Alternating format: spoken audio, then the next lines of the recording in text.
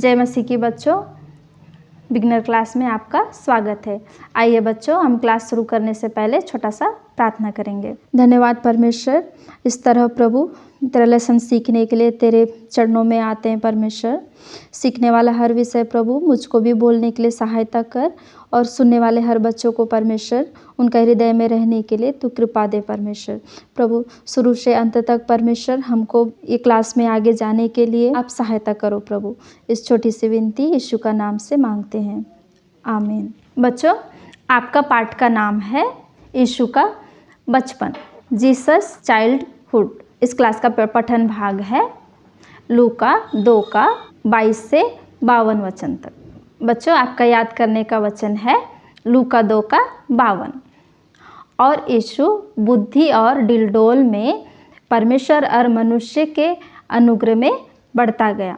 बच्चों, इस पाठ का उद्देश्य यह है कि जो बातें परमेश्वर से संबंधित है उसे पहला स्थान देना चाहिए। बच्चों, यीशु के माता पिता का नाम यूसुफ और मरियम था। बच्चों, बैतलहम के एक गौशाला में यीशु का जन्म हुआ। बच्चों, यीशु का जन्म होने के बाद 8वें दिन के बाद वे उस बालक यीशु को यरूशलेम मंदिर में परमेश्वर की उपस्थिति में ले जाते हैं। बच्चों, और बलि अर्पण करने के लिए 2 कबूतर को भी ले जाते हैं। बच्चों, यीशु को मंदिर में लेके आए।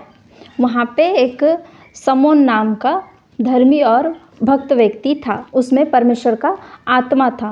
वह इस्राएल के शांति का बाट जोह रहा था। बच्चों, उसे पवित्र आत्मा के द्वारा यह प्रकट हुआ था कि जब तक वह प्रभु के मसीह को ना देख लेगा तब तक वह मृत्यु को नहीं देखेगा। बच्चों, तब सिमोन बालक यीशु को अपने गोद में लेकर परमेश्वर को धन्यवाद देकर कहा कि हे स्वामी, तू अपने दास को अपने वचन के अनुसार शांति से विदा करता है, क्योंकि मेरी आँखों ने तेरे उद्धार को देख लिया है करके। बच्चों, उस मंदिर में एक बूढ़ी स्त्री थी। बच्चों, वह एक विधवा थी और वह एक भविष्यवक्तिन थी। वह 84 वर्ष की बूढ़ी स्त्री थी। उसका नाम हन्ना था। उसने भी यीशु को देखकर परमेश्वर का धन्यवाद दिया और प्रार्थना की। बच्चों, जब यीशु 12 वर्ष का हुआ तब हर साल की तरह यरूशलेम में फसह का पर्व मनाने के लिए बालक यीशु और उसके माता पिता गए। वहाँ जाने के बाद फसह का पर्व ख़त्म करके वापस होते समय बालक यीशु मंदिर में ही रह गया। वे उसके माता पिता सोचे कि बालक यीशु अन्य यात्रियों के साथ होगा करके। बच्चों, एक दिन बीत जाने के बाद मरियम और यूसुफ देखे कि यीशु उनके साथ नहीं है, और वे अपने आसपास के लोगों से पूछने लगे कि क्या यीशु आपके साथ है करके।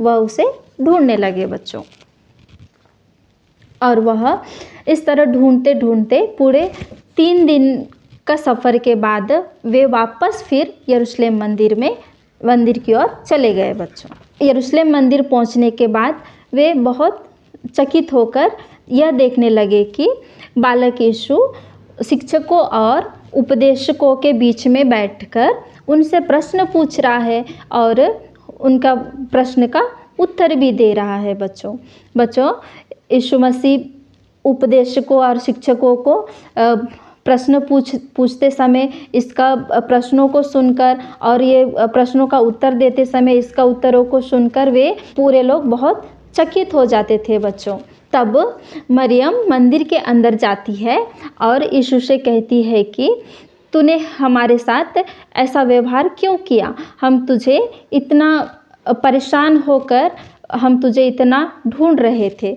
तब बालक यीशु उससे कहता है कि तुम मुझे क्यों ढूंढ रहे हो? क्या तुम्हें नहीं मालूम क्या कि मुझे मेरे पिता के कामों में लगे रहना अवश्य है करके मरियम से कहता है। बच्चों, लेकिन यीशु के माता पिता यूसुफ और मरियम वो यह बात को नहीं समझ सकते। बच्चों, और फिर यीशु के माता पिता खुशी से अपना घर लौट गए। बच्चों, इस कहानी से हम यह सीखते हैं कि जैसा यीशु परमेश्वर और मनुष्य के अनुग्रह में बढ़ता गया, वैसे ही आपका भी व्यवहार हो, आपका बातचीत हो, आपका तरीका हो वो अच्छा होगा, तो यीशु मसीह के जैसा हम भी परमेश्वर और लोगों का बीच में आपका भी एक अच्छा नमूना जीवन होना चाहिए बच्चों।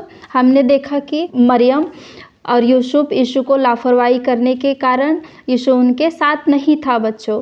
वैसे ही हम भी अपना जीवन में अपना खुद का बातों को पहला स्थान देने से परमेश्वर यीशु मसीह हमसे दूर हो जाएगा बच्चों, और शैतान हमको नष्ट कर देगा बच्चों। परमेश्वर को हमेशा अपना जीवन में पहला स्थान देना चाहिए बच्चों। हम परमेश्वर का चीज़ों को हमेशा अपना जीवन में पहला स्थान देना चाहिए बच्चों। परमेश्वर का बात क्या क्या है मैं आपको एक उदाहरण के द्वारा दिखाऊंगी। ये परमेश्वर का बात है। परमेश्वर का बातों में क्या क्या चीज़ है बच्चों?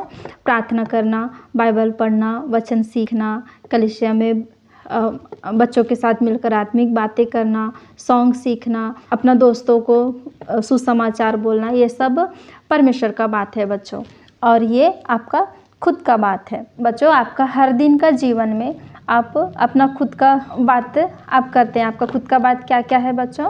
आप सुबह उठते हो और स्कूल जाते हो, और स्कूल से आके ट्यूशन जाते हो, होमवर्क करते हो, अपना दोस्तों के साथ खेलने जाते हो बच्चों, मोबाइल गेम देखते हो, और दोस्तों के साथ खेलने जाकर आप दिन भर ये सब चीज़ करके आप थक जाते हो और आप सो जाते हो बच्चों। ये पूरा भर गया, इसमें आपका पूरा खुद का बात भर गया बच्चों।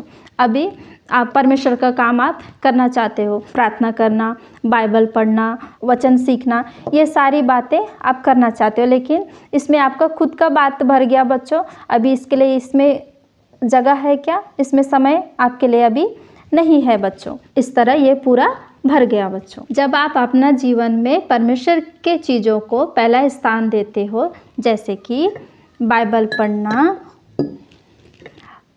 प्रार्थना करना और वचन सीखना और अपने दोस्तों को सुसमाचार बोलना, जब आप परमेश्वर के बातों को पहला स्थान देते हैं तो बच्चों तब आपको आपका जीवन का खुद का बातों में बातें, जैसे स्कूल पढ़ाई का विषय हो, ये सारी बात कोई भी विषय में आपको करने के लिए समय रहेगा। परमेश्वर आपका सहायता करेगा बच्चों।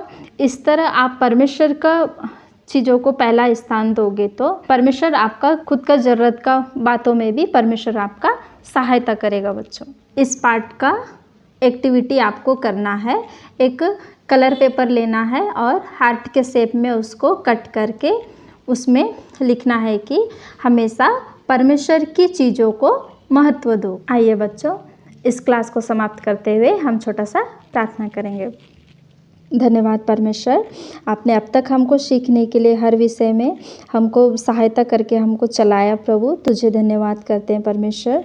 प्रभु, सीखा हुआ विषय के अनुसार परमेश्वर तू अपने बच्चों के जीवन में तू काम कर प्रभु। तुझको हमेशा अपना लाइफ में पहला स्थान देने के लिए तू उनको कृपा दे परमेश्वर। अपना खुद तेरे बारे में परमेश्वर अपना हर जगह में रहते समय प्रभु वफादारी से तेरा सुसमाचार बोलने के लिए और हर बातों में उनको तू चला परमेश्वर। अब तक हमको चलाया हुआ प्रभु तुझे धन्यवाद करते हैं परमेश्वर। इस छोटी सी विनती यीशु के नाम से मांगते हैं, आमीन।